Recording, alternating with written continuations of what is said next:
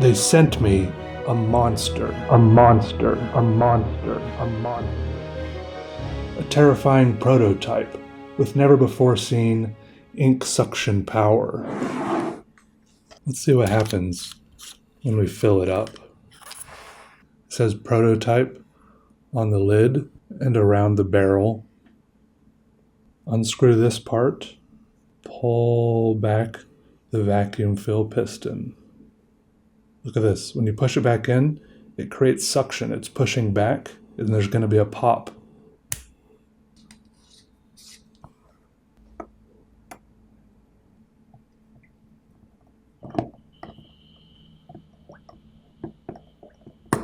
Oh, look at all that ink that just shot up in there.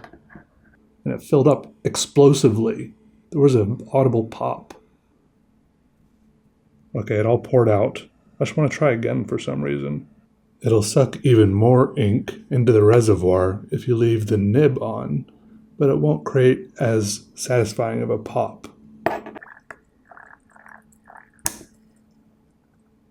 See it fill up? There we go. Plus, that sucks up ink through the nib, preloading it, and so it's ready to draw almost immediately. Just a quick wipe down, and you're ready to go.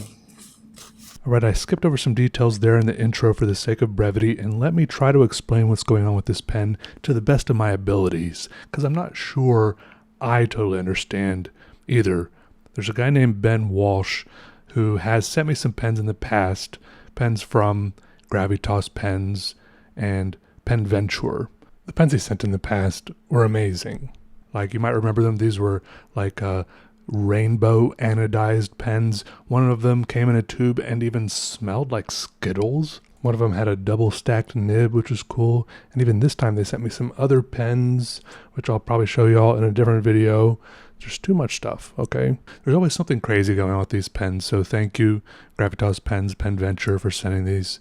So Ben was telling me that he developed a vac pen a while ago, and other people were developing a vacuum fill pen too, so it wasn't enough for him. So he started creating a newer, bigger, better and badder vacuum fill system. He said he Frankensteined all of his previous vacuum fill research together into one big bad pen he called the Monster.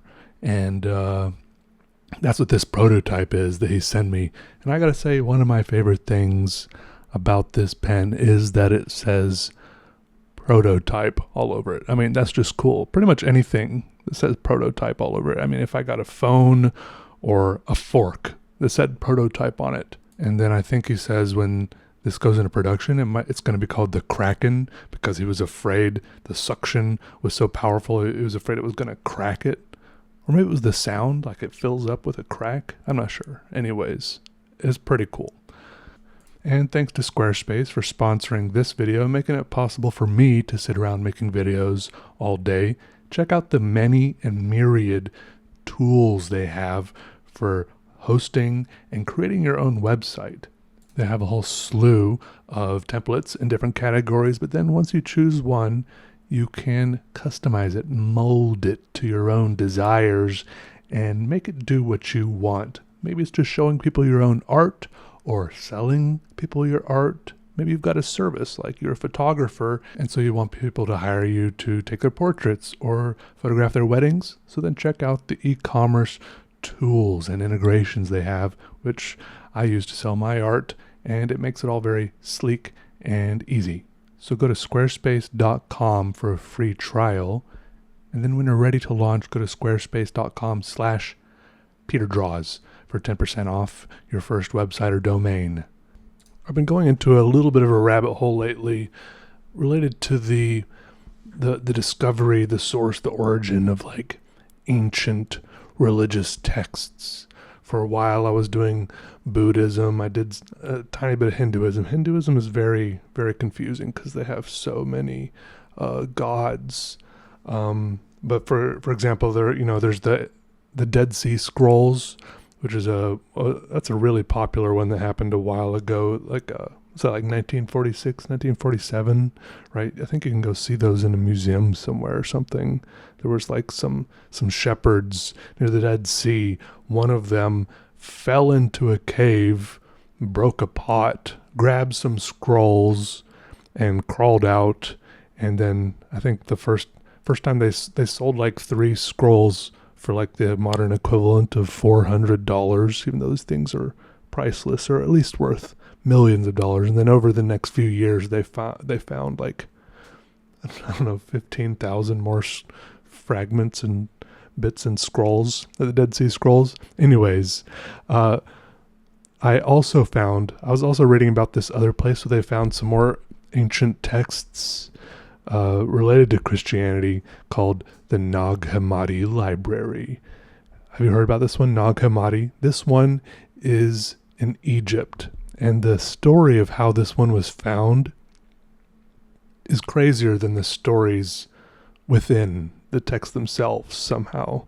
And some of the stories within the text are pretty crazy. Like a lot of these stories within the Nag Hammadi Library are like things that maybe could have been in the Bible in like an alternate universe. Because although the Bible has, for example, like the 4 Gospels, Matthew, Mark, Luke, and John, it seems like there were a lot of other Gospels written.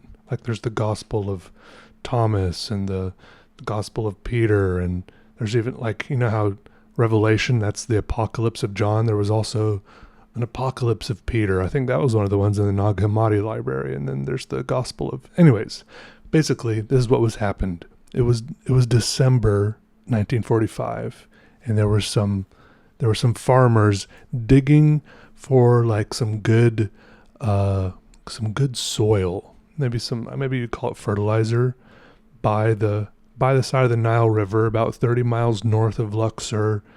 I guess this is South Egypt. They're teenagers. I think there's about 7 of them. They're just digging away, trying to get some good stuff for their crops. And then one of them,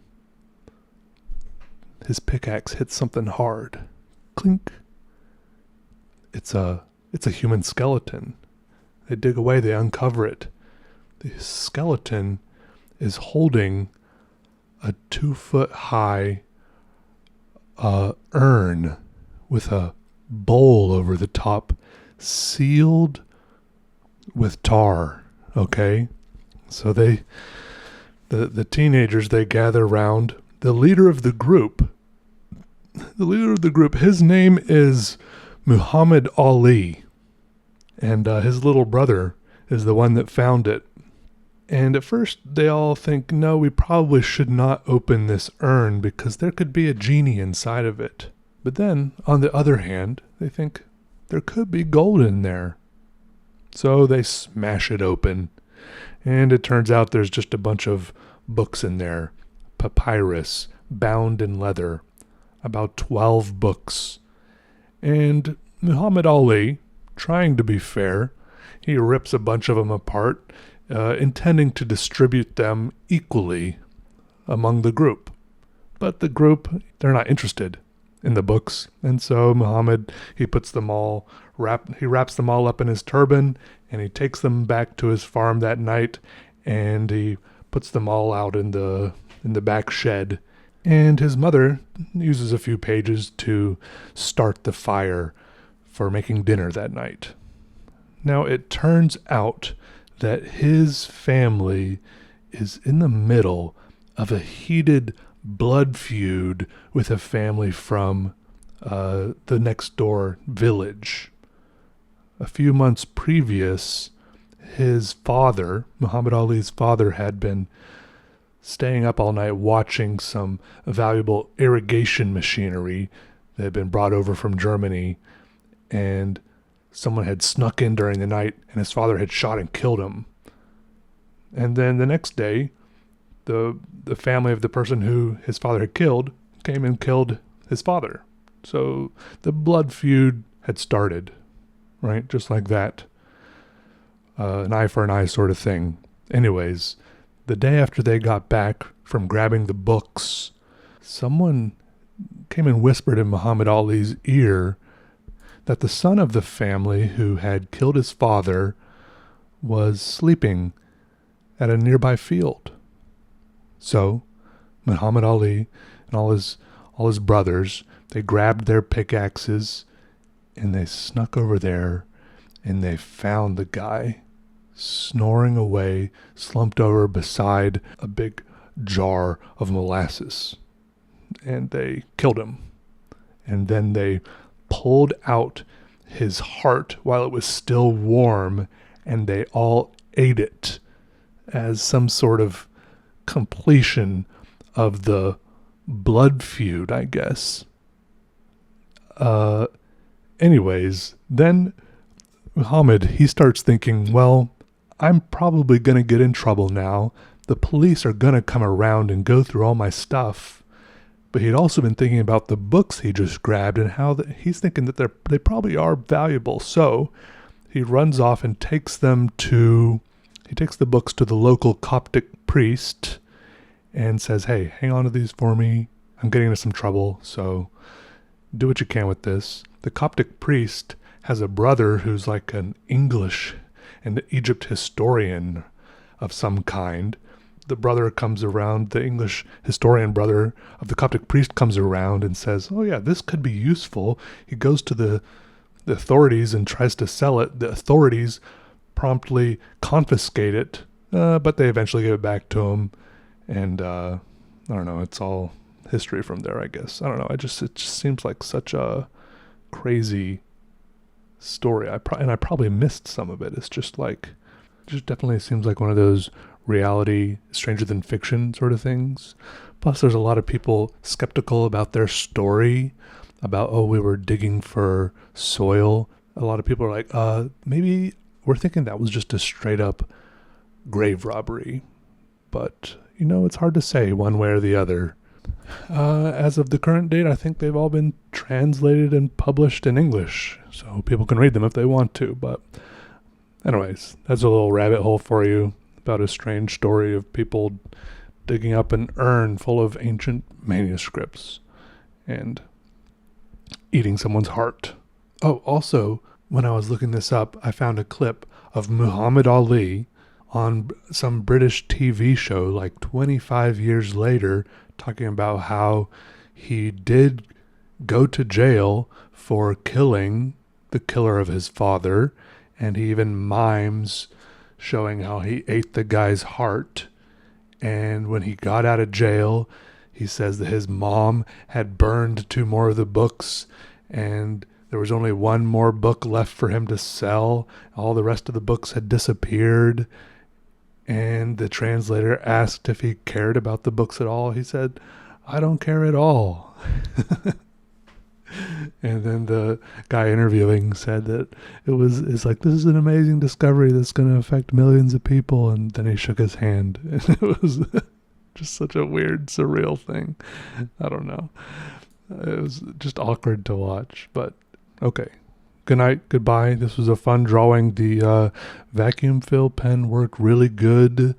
Just make sure if you use one of these, this one took me a second to remember, you gotta open it back up, unscrew the back so that the ink can flow back out of it into the nib.